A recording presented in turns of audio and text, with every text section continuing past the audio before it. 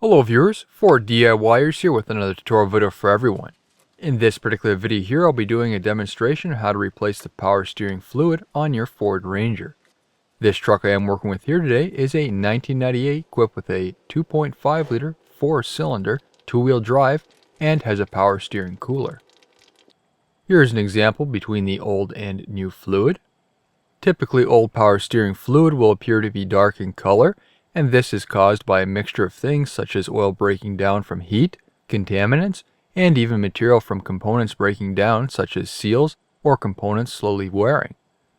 Old or dirty fluid can cause poor lubrication, components to prematurely fail, reduced thermal properties, become easily frothy or foamy, and the viscosity can be affected. As a generic interval, power steering fluid should be changed every 80,000 kilometers or 50,000 miles. Ensure the engine has come up to operating temperature. This will ensure the power steering fluid is warm so it can flow easier. Elevate the front of the truck. For this I have used jack stands. This not only gives you more room to work, but allows the wheels to hang in the air so we have no friction when turning them for emptying and bleeding the system.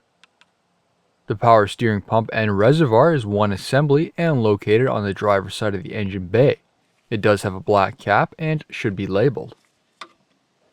Now going under the truck, you'll need to find the low pressure line which goes to the oil cooler and uses clamps to hold the hoses in place. The high pressure lines will have a special crimped connection.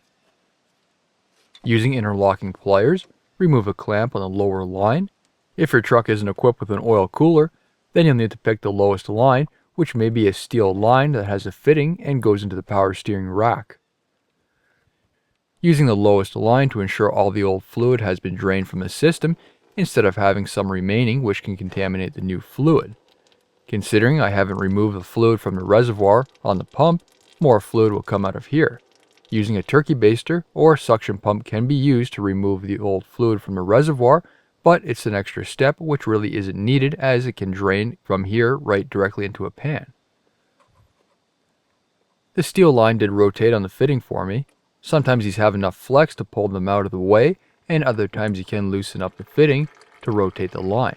The fitting on the top of the steering rack uses a 17mm wrench. Allow the system to drain. Fluid can still remain in the steering rack, so turn the wheel from lock to lock, which will help push out any remaining fluid. You'll need to do this a few times to ensure all the fluid has been completely pushed out. As an added step to ensure all the fluid is removed from the pump and high pressure line, use the owner's manual to locate the fuse diagram and determine which fuse and relay controls the fuel pump. Remove those two components to make sure the truck won't start, and then turn the engine over, which will rotate the pump at a slow speed. The pump should never run when the engine is running while the fluid is low or there is air in the system, as you can damage the pump, which can be a costly replacement. Once done, all the fluid should have been removed from the system and we can reconnect the low pressure line.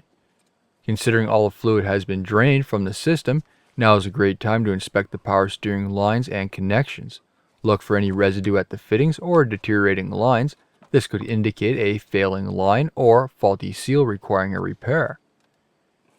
Ensure that line up top at the fitting is tight. Now replenish the system. Here I'm upgrading the system to a synthetic fluid. It's my personal preference. However, synthetic has a much higher quality than compared to conventional oil and can prolong the life of the pump and power steering components. As for type, it takes the same fluid as the transmission, which is Mercon, and this information can be found in your owner's manual. The owner's manual also lists how to check the fluid level if you are unsure. As for fluid capacity, the repair manual and owner's manual does not list that.